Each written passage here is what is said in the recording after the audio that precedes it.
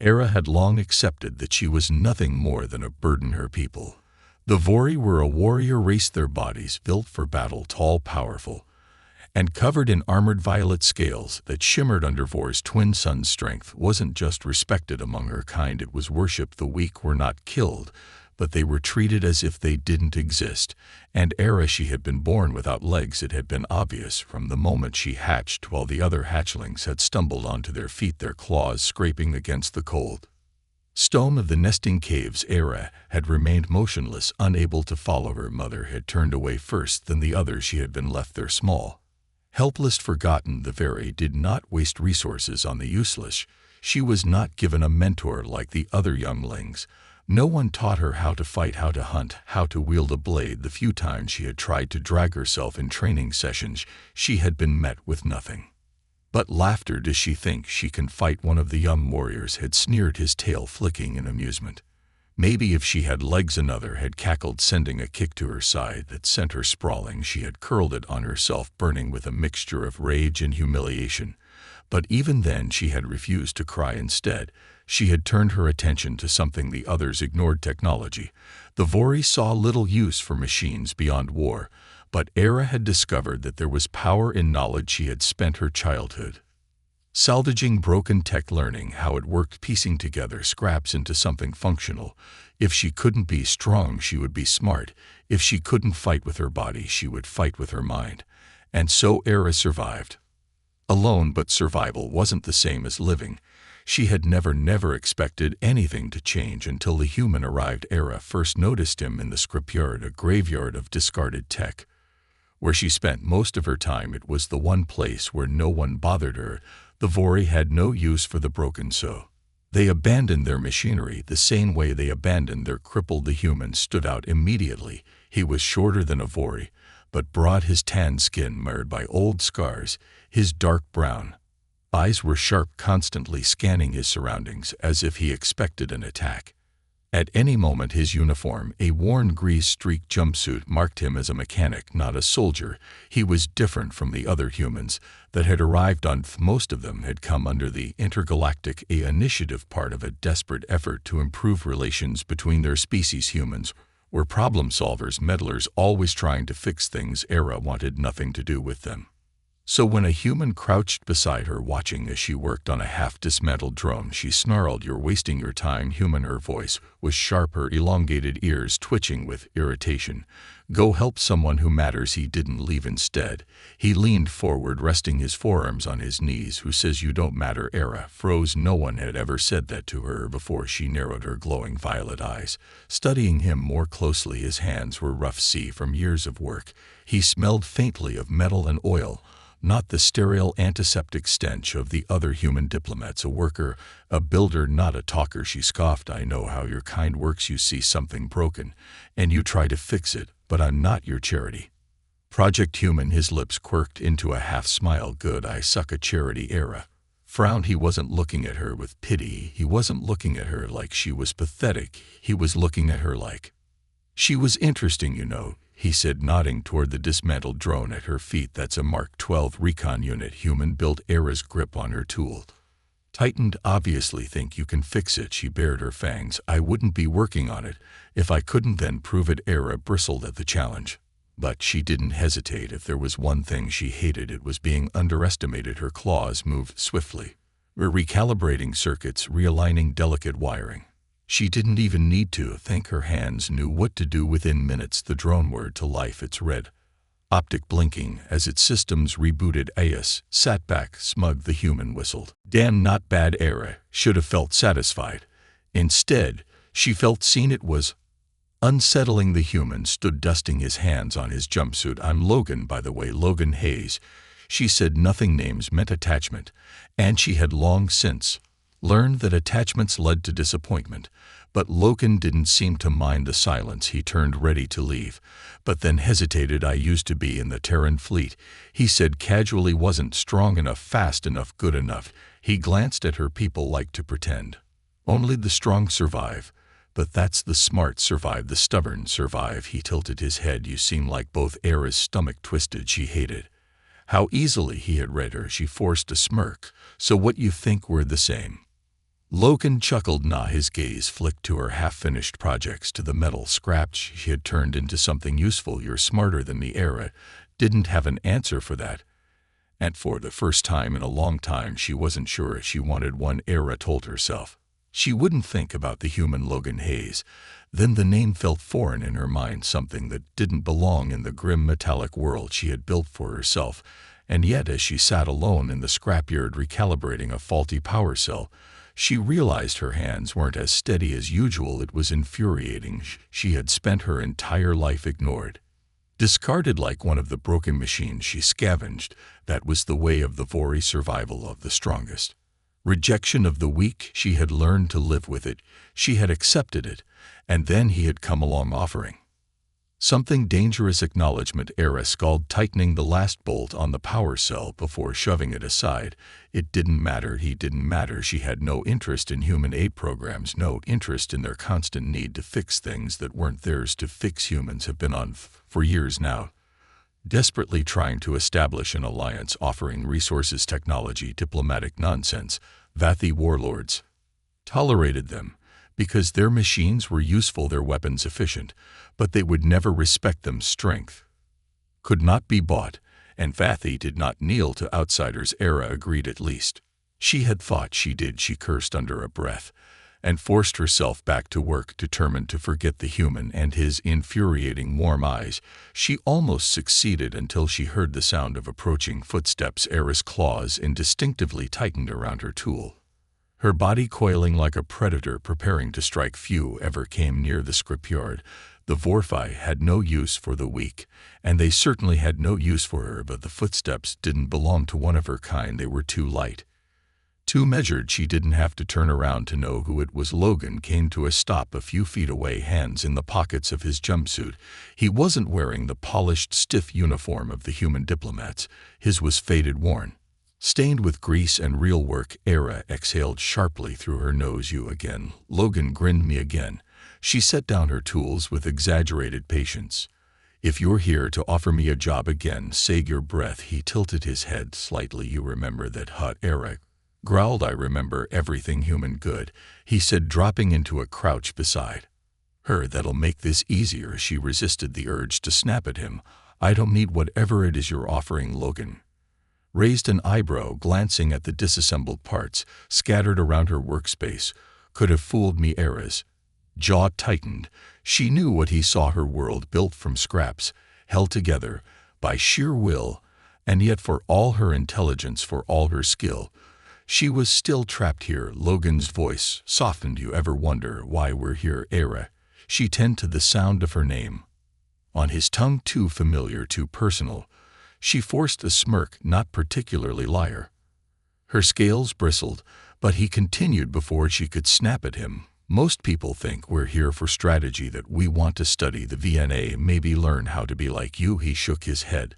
But that's not it. The truth is humans know what it's like to be weak, to be discarded. Era's breath hitched before she could stop it. Logan didn't seem to notice, or maybe did, and simply chose not to mention it. My grandfather fought in the Terran border wars, he said, his voice almost casual. He came back, missing both legs, couldn't walk, couldn't fight in the military. That meant he was done. They thanked him for his service, then left him to rot. Era swallowed suddenly, too aware of her own useless limbs, of the way she had dragged herself across the cold stone floors of her childhood alone, because no one had cared. Logan leaned back slightly, his gaze steady. You remind me of him. Era hated the way her chest tightened at that. She forced to scoff.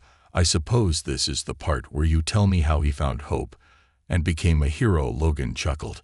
Hell no. He was bitter, as mean as hell, but he was smart. And when people finally gave him the right tools, he proved that strength doesn't always come from a working pair of legs. He held her gaze. I think you could do the same. The words settled in her heavier than she wanted them to be. Era had never needed validation from anyone. She had never wanted it. But Logan wasn't offering pity. He wasn't offering charity. He was offering challenge.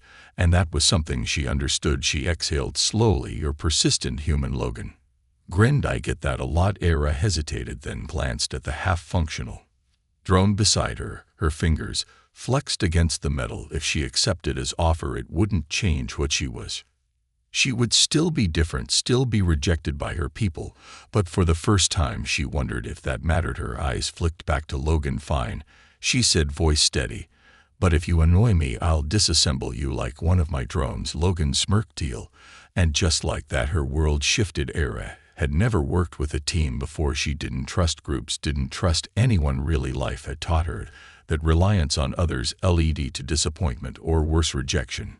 She reminded herself of this as she maneuvered through the repair station, scanning the repair orders stacked on a data pad. The place had an irritating rhythm to it, mechanics shouting over the hiss of plasma torches, the hum of welding arms, the sharp scent of burnt metal and grease hanging in the air. She didn't belong here, and yet for some reason she hadn't left. For the past week, Logan had been giving her more difficult tasks, watching how she worked, testing her limits. At first, she thought he was trying to prove something, that he was just another human trying to play hero.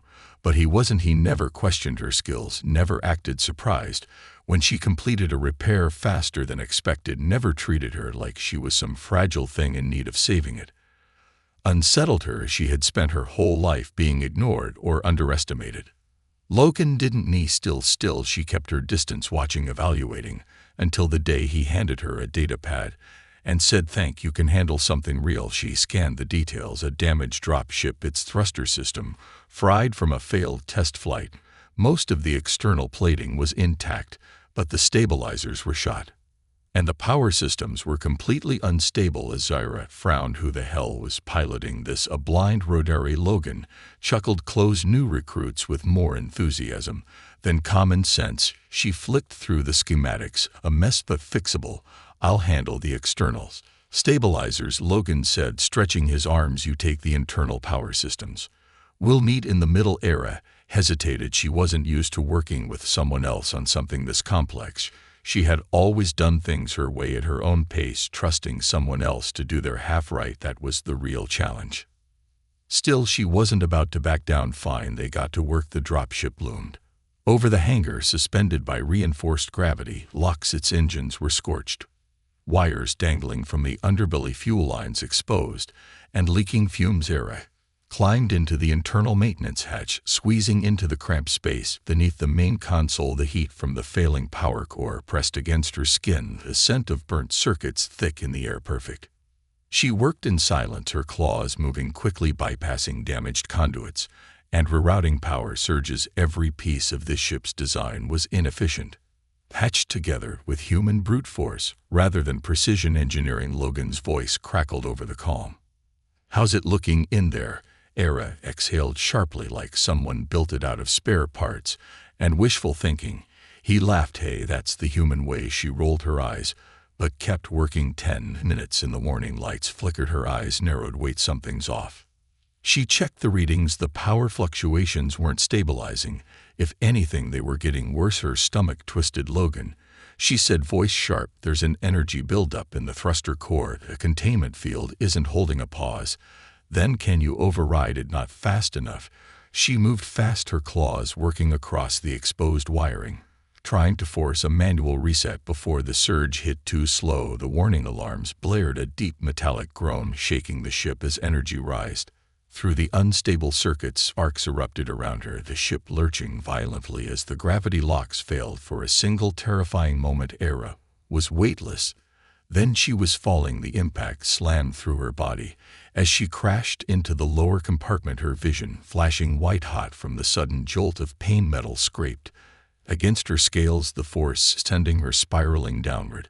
Then arms caught her, strong, steady, unwavering. Logan, the moment, stretched his grip firm, his body bracing hers against the shifting weight of the ship. Era's breath came shallow and sharp, her chest tight with something unfamiliar. No one had ever caught her before. No one had never been there. When she fell, her first instinct was to shove him away, to reclaim the space between them. But for a split second, just one, she let herself be held, and she pushed against his grip, scowling. "Let go," Logan did, stepping back without argument, though his hands hovered just slightly, like he was making sure she was actually steady before fully releasing her. "You Okay, he asked, his voice softer than usual. Era exhaled sharply, rolling her shoulders, as if brushing off the moment. I'm fine. His gaze lingered on her, something unreadable flickering behind his eyes. Then he nodded. Good, because we still have a ship to fix. Era turned back to the damaged panel, forcing herself to focus. But something had shifted, something subtle, something dangerous. She didn't like it, not the fall, not the way he had caught her, and definitely not the way it had felt to be held and not let go. But for now she pushed the thought away and went back to work. For the first time she wasn't working alone, and maybe, just maybe, that didn't feel as wrong as she had expected. Era had spent most of her life surviving, not thriving, not living, just existing. She had learned to rely on no one but herself. She had no allies, no comrades, no reason to expect help from anyone, and she had been fine with that. Until now. She had been at Logan's station for nearly 2 weeks, and the uncomfortable truth was that she had stayed.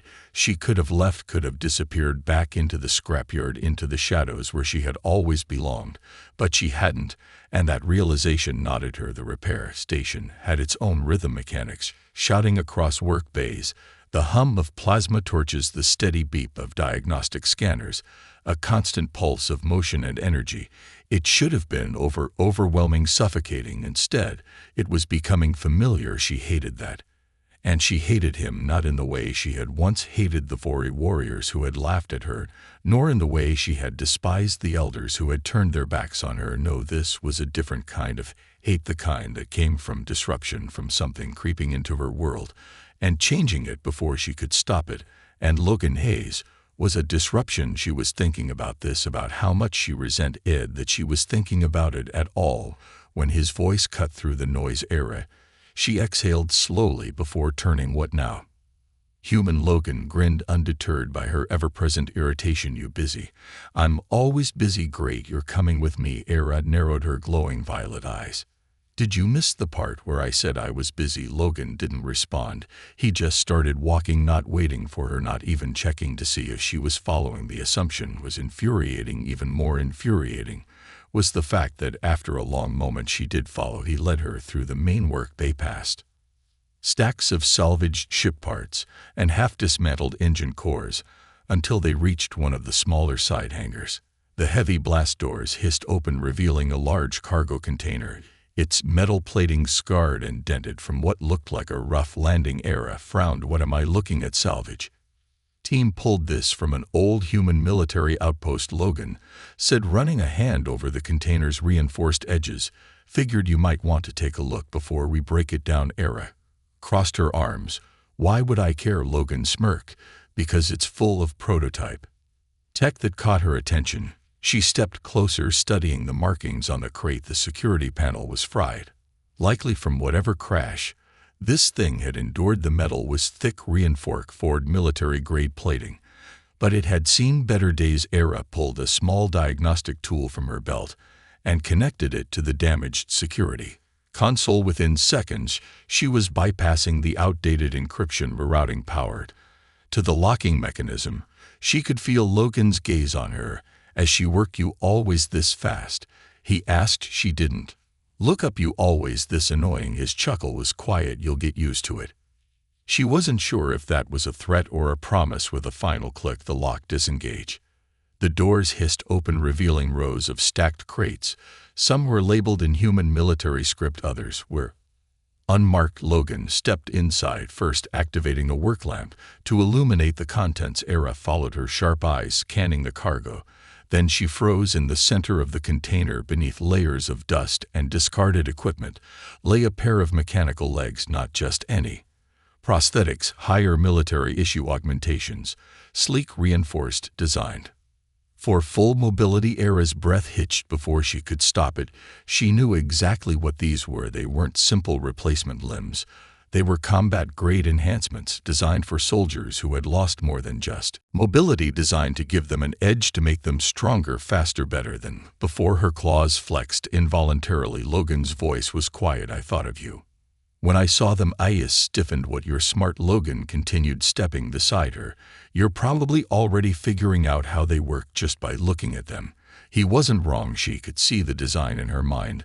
The way the joints would articulate, the way the neural connectors could be modified to sync with her nervous system. But that wasn't what made her chest feel tight. It was the fact that he had thought of her. At all, Era's tail flicked, her voice coming out sharper than she intended. "I don't need them." Logan didn't flinch. He simply nodded. I know. Silence stretched between them. He wasn't trying to convince her, wasn't pushing, wasn't pitying her. He was just offering. And that was worse. If he had treated her like some helpless creature, she could have snarled at him, could have thrown his Dan offer back in his face. But he wasn't looking at her like that. He was looking at her the way he looked at any other piece of tech, not as something broken, but as something that deserved to function at full capacity. Her voice was quiet. "I'm not broken, Logan. I never said you were." Era hated the way her throat felt tight, hated the way she felt cornered, not by him, but by the choice he was giving her. The Vori had never given her a choice. She had adapted, had forced herself to survive, crawling and climbing and making do. But what if she didn't have to just survive? What if she could be more? She looked at the prosthetics again. Her mind was already redesigning them, improving them, making them hers. But could she let herself take them? Could she admit that she wanted to? Logan's voice was quiet. "If you don't want them, we'll scrap them. It's your choice." That was the difference. He wasn't telling her what she should do. He was letting her decide. Era exhaled slowly, her claws brushing against the cool metal plating of the prosthetics. The tech was solid, the potential undeniable. She could make them better. She could make them hers. Her heart pounded. She wasn't sure if it was fear or excitement.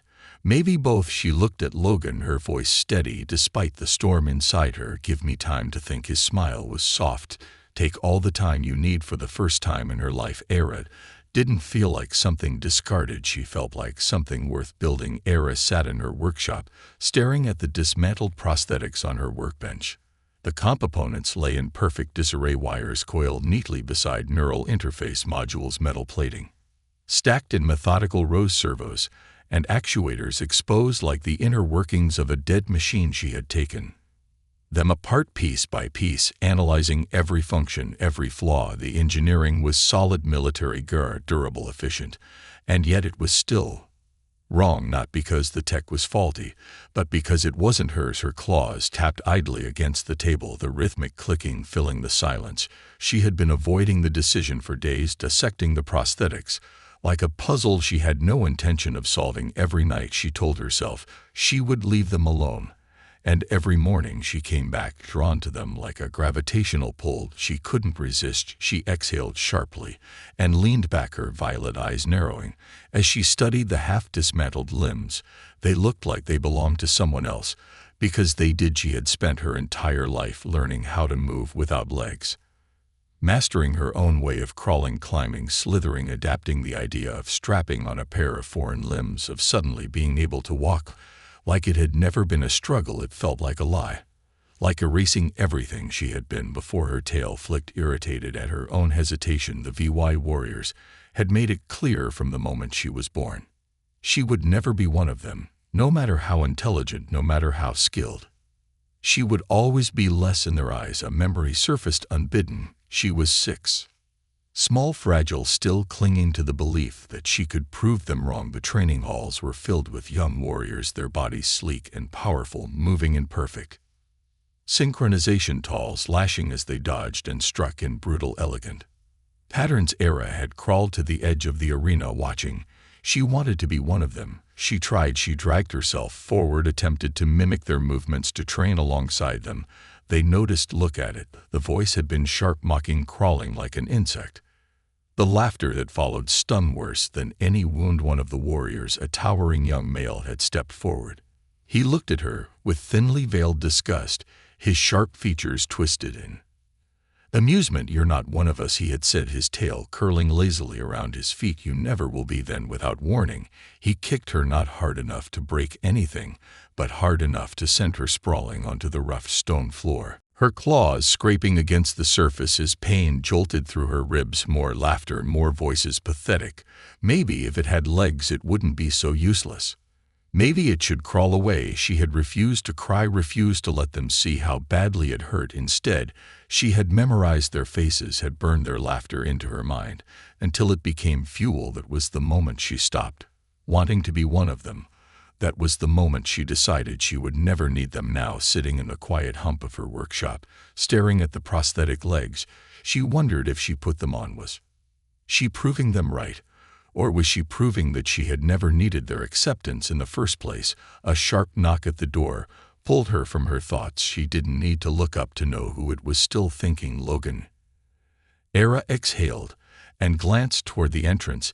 He was leaning against the doorframe, arms crossed, his usual easy smirk in place. She gestured toward the dismantled prosthetics. They were inefficient. Logan's gaze flickered to the carefully deconstructed pieces of what had once been a state-of-the-art military enhancement. He let out a low whistle. "I'm guessing you weren't impressed," she scoffed. "They were designed for humans first. Everything else is an afterthought." He nodded, stepping inside. "So what's the plan?" Era hesitated. "I haven't decided yet." Logan studied her for a long moment before speaking. "What's stopping you?" She frowned, turning back to the workbench. "If I do this, I don't know what that makes me." Logan didn't answer immediately. He leaned against the table, arms still crossed, as if weighing his words carefully. "It makes you," he said finally, "just faster." Era let out a sharp exhale, almost a laugh. "That's the best argument you have." Logan shrugged. "I could throw in a motivational speech, but I figured you just roll your eyes." She smirked. Despite herself, he wasn't wrong. Then, after a long pause, he spoke again, softer this time. "I get it, you know." She raised an eyebrow. "Do you?" Low gaze darkened just slightly. "I wasn't always a mechanic. I trained for combat thought. That's what I was meant to do then, on my first mission." He stopped, exhaling slowly. "Let's just say I screwed up. Someone got hurt because of me, someone who trusted me." Era watched him carefully. "I walked away after that," he continued. "Figured if I couldn't be what I was supposed to be, then I'd be nothing at all." He glanced at her. "Sound familiar?" Her throat tightened. She didn't answer, but Logan didn't seem to need her to. "The thing is," he said, "you can spend your whole life holding on to what you thought you were supposed to be, or you can build something new." Era stared at the prosthetics, at the cold metal, at the possibility lying in front of her. She could make them hers. She could forge something new. Her tail flicked once. Slowly, deliberately, she picked up one of the neural interface modules and began to rebuild. Logan's smirk widened, but he didn't say anything. He just nodded. For the first time, Era wasn't looking back. She was building forward. Era's hands were steady as she made the final adjustments. The newly modified prosthetic legs gleamed under the soft artificial light of her workshop. The standard military-grade plating had been stripped away, replaced with sleeker reinforced alloys built for speed, precision, and endurance.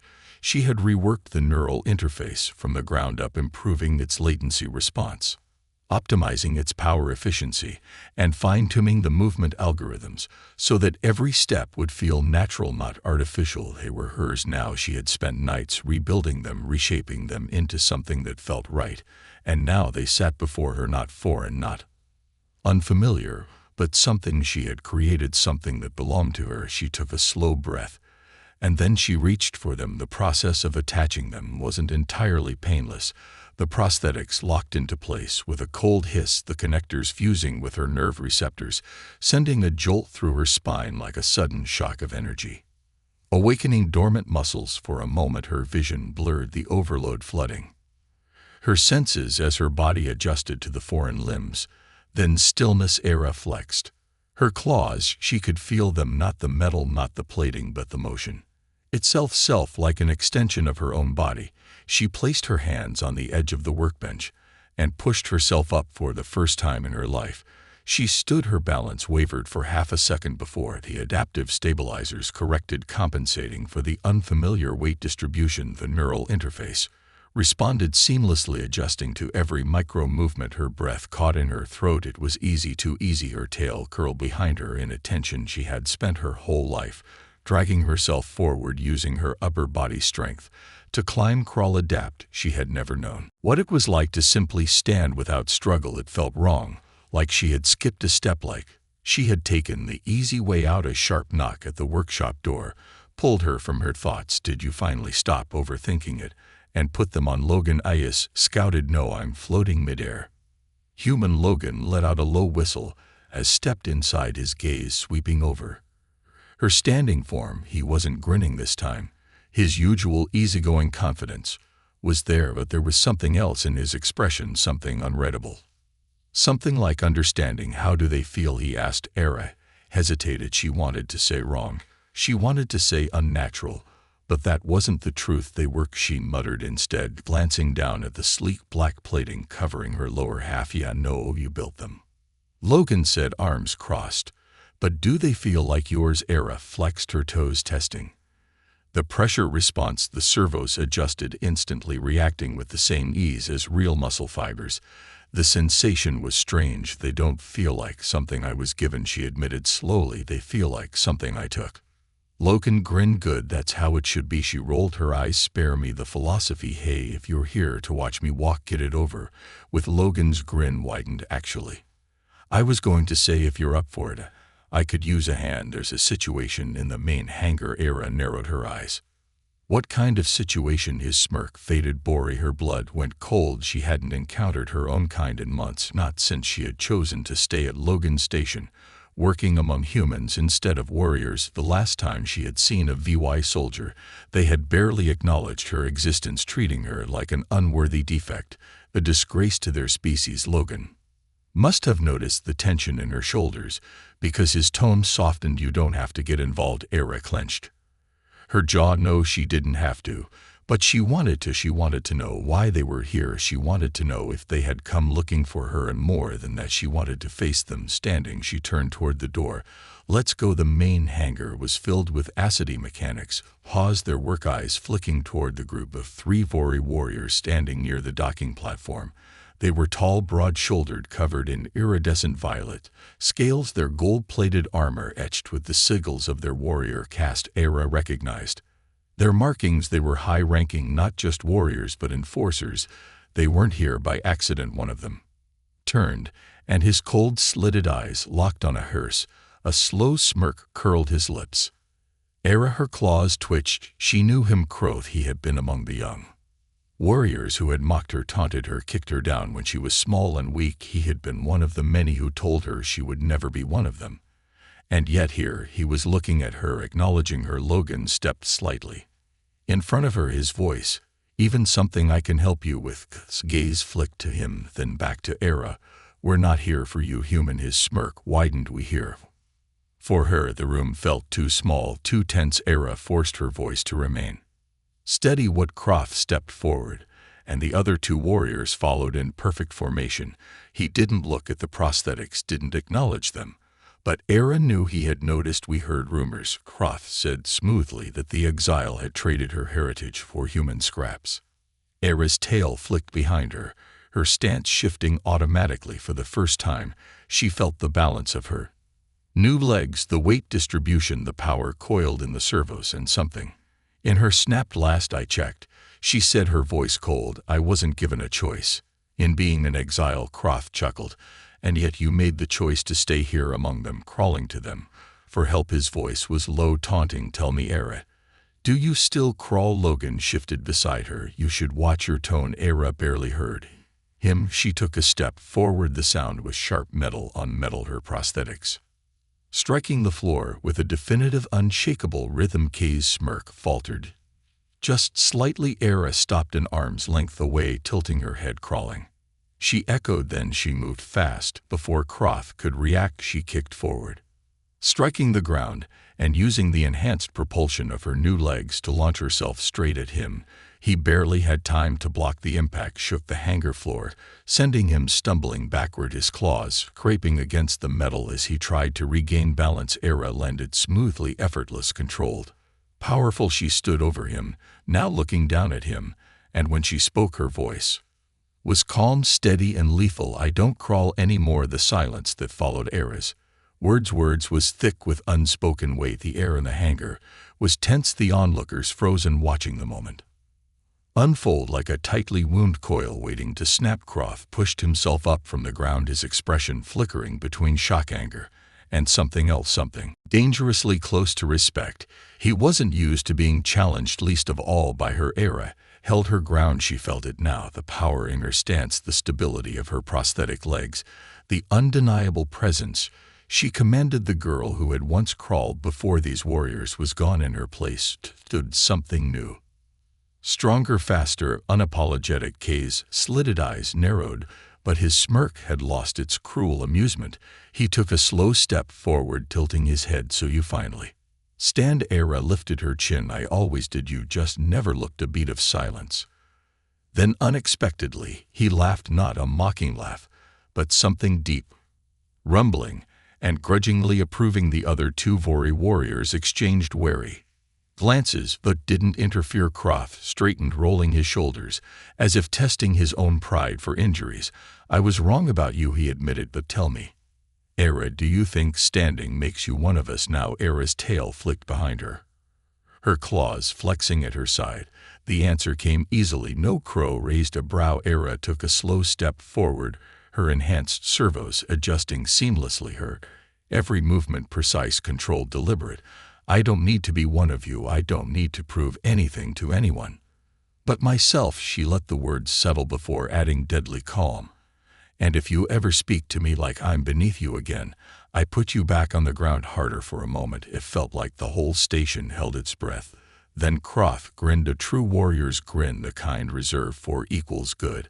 And just like that he turned away, gesturing to the others. "We're done here." Era didn't move as she watched them leave, the heavy clank of their boots fading into the corridors. The tension in the hangars slowly dissolved the human mechanics, exchanging uneasy glances before cautiously returning to their work. Logan, however, hadn't moved. He stood just a few feet away, arms crossed, his gaze locked on her like he was seeing her for the first time all over again. Era shifted, suddenly aware of the way he was looking at her, not with amusement, not with concern, but with something else. Something warmer. She huffed what Logan's smirk was slow teasing. "I don't know, it's just this is kind of a big moment. Thought you'd want a dramatic celebration or something." Aziro rolled her eyes. "I don't do dramatic celebrations. Not even a little bit." He gestured vaguely at the hangar. "I mean, you just verbally drop kicked a guy who used to throw you around like scrap metal. That's got to feel good." Era would never admit it, but it did still. She crossed her arms. "I don't need validation." Human. Logan stepped closer, voice dropping just slightly. "Didn't say you did." The shift in the air was subtle but undeniable. Era could hear the distant hum of machinery, the faint chatter of workers, but in that moment it all blurred into the background. She was aware of Logan in a way that felt different. She had known him long enough now to recognize when he was being his usual irritatingly confident self, but this wasn't that. There was no teasing in his voice, no smirk playing at his lips. Just Logan looking at her like she was something worth looking at. Ayas swallowed. "You're staring." Hazlow tilted his head, unconcerned. "Yeah, I am." She opened her mouth to fire back a sharp roar, but nothing came, because for the first time she didn't feel the need to push him away. For the first time she didn't feel like she had to prove herself to him. He had never doubted her strength, never questioned her worth, and maybe that scared her more than anything. She shifted her weight on her new legs, testing them, grounding herself. The feeling was solid, steady, real. Her voice was quieter when she spoke again. "I thought you didn't care about dramatic moments." Logan's lips twitched into something that wasn't quite a smirk, softer, more honest. "I don't," he said, "but I care about you." The words hit her like a shock to the system, her mind short-circuiting for a fraction of a second. She had been prepared for mockery, for another challenge, for anything but that, and yet here it was simple, undeniable. Logan Hayes care about her. The realization settled slowly, cautiously, dangerously. Era exhaled, watching him for a long moment. Then finally she let herself smile, small, almost imperceptible, but real. "Come on, human," she murmured, rushing past him. "Let's get out of here." She didn't see Logan's grin widen as he followed her, but she felt it for the first time in her life. Era wasn't walking away from something. She was walking towards something new, something that felt a lot like belonging. And she wasn't alone. The stars stretched endlessly above the station's open, a docking platform, a vast ocean of light and darkness that had once felt distant, untouchable. Ayas stood at the edge of the platform, looking out at the endless expanse of space, the cold air of the night brushing against her skin. She had always imagined that when this moment came, the moment she finally stood on her own terms, she would feel vindicated, defiant, unshaken. Instead she felt weightless, not the kind of weightlessness she had experienced when the gravity locks failed, and she had fallen, not the kind that came from being left behind. This was different. This was the weightlessness of not knowing what came next. For so long her life had been defined by a singular truth: survival. Adaptation, solitude. She had never thought beyond that, never dared to imagine a future beyond crawling, fighting, proving, enduring. And now the question terrified her, because for the first time the answer was hers to decide. A familiar voice broke through her thoughts. "You're thinking too hard." Again Era turned her head just slightly. Logan stood a few steps away, hands his pockets. His usual grin softened into something quieter, something more patient.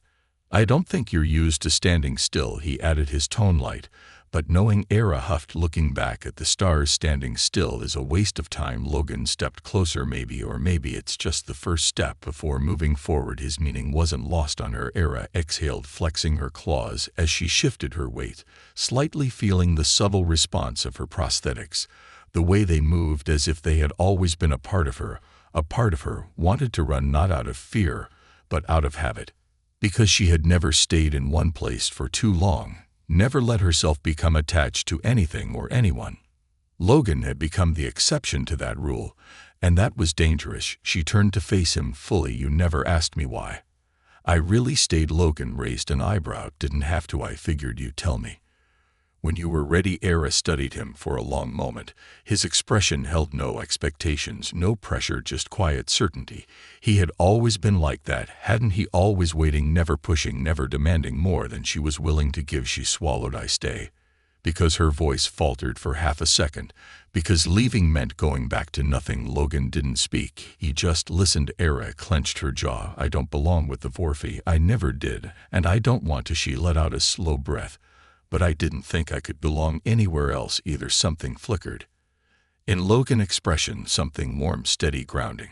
"And now?" he asked. Era hesitated, then she took a step forward, closing the space between them. She met his gaze, her voice quieter this time. "Now I think I was wrong." Logan's lips curved into the smallest of smiles, but he didn't look smug. He didn't gloat like he had won something. Instead, he just said gently, "Good." Era's chest felt tight, but not in the way it used to, not with anger, not with bitterness, with something else entirely.